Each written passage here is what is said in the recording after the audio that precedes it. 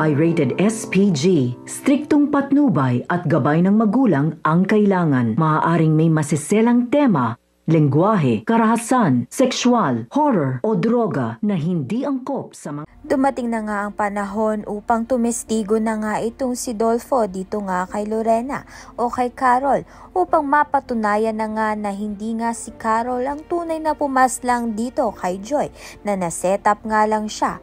At isa pang malala na sinabi nito ni Dolfo, tinuro niyang si Ronnie nga ang nagbayad sa kanya upang hindi nga tumestigo kay Carol.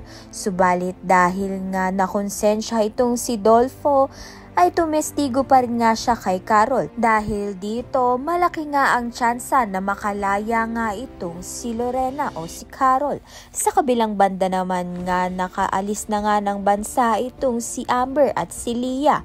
Subalit ang mabalitaan nga ni Amber na hindi nga maganda ang lagay ng kanyang ama na si Wilfred sa Pilipinas. Kaya naman nga babalik nga siya agad ng Pilipinas. Dahil dito, maiiwan nga itong si Leah sa ibang bansa.